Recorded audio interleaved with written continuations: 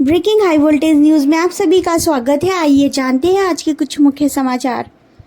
कारगिल शौर्य दिवस पर मुख्यमंत्री पुष्कर सिंह धामी ने गांधी पार्क में आयोजित कार्यक्रम में शहीद स्मारक पर कारगिल शहीदों को श्रद्धांजलि अर्पित की। मुख्यमंत्री ने कारगिल शहीदों के परिवारजनों को सम्मानित किया। मुख्यमंत्री ने कहा कि कारगिल लड़ाई में मां भारती की रक्षा के लिए हमारे वीर जवानों ने पराक्रम की नई परिभाषा लिखी। मुख्यमंत्री ने कहा, कारगिल में मां भारती के दुश्मन के खिलाफ किया गया सिंहनाद 1999 से लेकर आज तक उसी वेग में गूंज रहा है।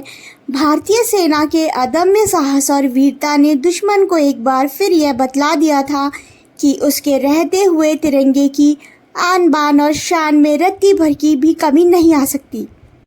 मुख्यमंत्री ने कहा, भारतीय सैनिकों ने कारगिल युद्ध में जिस प्रकार की विपरीत परिस्थितियों में वीरता का परिचय देते हुए घुसपैठियों को सीमा पर खदेड़ा, उससे पूरे विश्व ने भारतीय सेना का लोहा माना।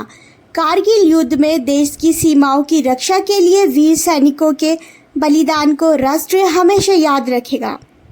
मुख्यमंत्री ने कहा कि कारगिल की यह विजय गाथा भी उत्तराखंड के वीरों के बिना अधूरी है और अपने 75वें सपूतों का बलिदान ये वीर भूमि कभी नहीं भुलाएगी।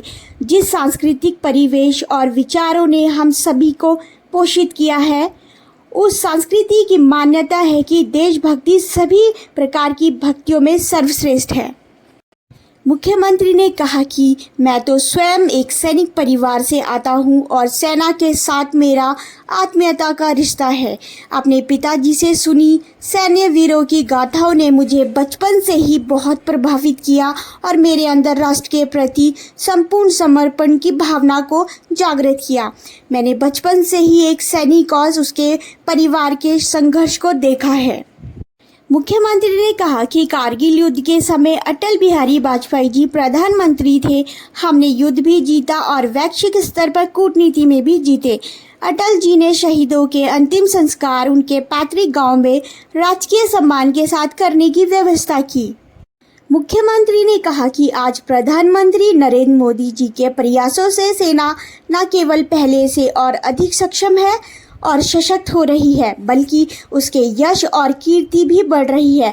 हमारी सरकार जहां एक तरफ सेना के आधुनिकीकरण पर बल दे रही है, तो वहीं सैनिकों के उनके परिवारों को मिलने वाली सुविधाओं को भी बढ़ा रही है। प्रधानमंत्री निरंतर सैनिकों के साहस और मनोबल को बढ़ा रहे हैं। यही कारण है कि आज सेना गोली का जवाब गोले से दे रही है। भारत सरकार हर स्तर पर सेना को सुदृढ़ करने का कार्य कर रही है और इसी कड़ी में अग्निपथ जैसी बहुमुखी योजनाओं को भी लागू किया गया है। इस योजना को युवाओं ने अपना अभूतपूर्व समर्थन दिया और सेना को रिकॉर्ड संख्या में आवेदन प्राप्त हुए। यह उत्साह दिखता है कि हमारी युवा पीढ़ी न केवल राष्ट्र सेवा के लिए समर्पित है, बल्कि राष्ट्र निर्माण के लिए भी पूरी तरह सजग है।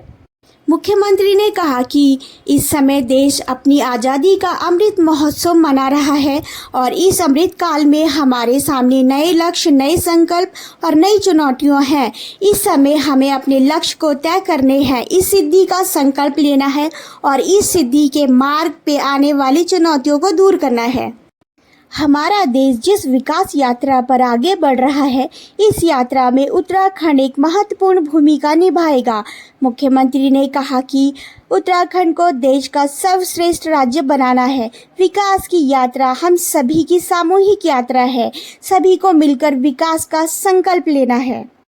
मुख्यमंत्री ने कहा कि राज्य सरकार पूर्व सैनिकों, शहीद सैनिकों के आश्रितों के कल्याण के प्रति वचनबद्ध है।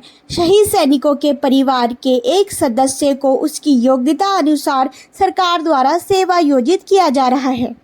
उत्तराखंड सरकार द्वारा युद्ध विधवा, युद्ध अपंग सैनिकों को 2 लाख रुपए की आवासीय सहायता प्रदान की जाती है। उत्तराखंड इस प्रकार की सुविधा प्रदान करने वाला चुनिंदा राज्यों में एक है, जहां सेवारत पूर्व सैनिकों को 25 लाख मूल्य के संपत्ति के खरीद पर स्टैंप ड्यूटी में 25% की छूट अनुमान्य की गई है। उत्तराखंड सरकार द्वारा युद्ध विधवा, युद्ध अपंग सैनिकों को 2 लाख रुपए की आवासीय सहायता प्रदान की जाती है। उत्तराखंड इस प्रकार की सुविधा प्रदान करने वाला चुनिंदा राज्यों में एक है, जहां सेवारत पूर्व सैनिकों को 25 लाख मूल्य के संपत्ति के खरीद पर स्टैम्प ड्यूटी में 25% की छूट अनुमान्य की गई है। उत्तराखंड इस प्रकार की नियुक्ति करने वाला एकमात्र राज्य है जहां भूतपूर्व सैनिकों से ब्लॉक प्रतिनिधि की नियुक्ति कर उन्हें मानदेय दिया जा रहा है। इनका मानदेय 8,000 रुपये प्रति माह किया गया है। इनका मुख्य कार्य अपने क्षेत्र के सेवानिवृत्त सैनिकों विधवाओं से संपर्क कर उनकी समस्याओं को सुलझाना है और उनके सभी मिलने वाली सुविधाओं के बारे में जानकारी देना भी है।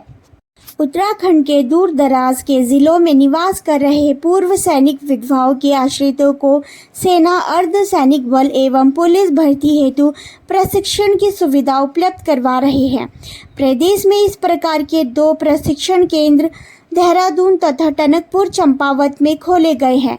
उत्तराखंड देश में इस प्रकार की सुविधा प्रदान करने वाला पहला प्रदेश है। इस अवसर पर कैबिनेट मंत्री प्रेमचंद अग्रवाल ने भी अपने संबोधन में कारगिल शहीदों को नमन करते हुए कहा कि उत्तराखंड देवभूमि के साथ वीरभूमि भी है। कार्यक्रम में देहरादून के मेयर सुनील उनियाल गामा, सचिव सैनिक कल्याण Dipendra Chaudhary, brigadier Dinesh Badola, major general Sanjay Sharma, major general Amardeep Bhardwaj, major general GS Rawat, बड़ी संख्या में पूर्व सैन्य अधिकारी, पूर्व सैनिक और शहीदों के परिवारजन उपस्थित रहे। ऐसे ही समाचार देखने के लिए जुड़े रहे आपके अपने चैनल से। जय हिंद, जय भारत, जय उत्तराखंड।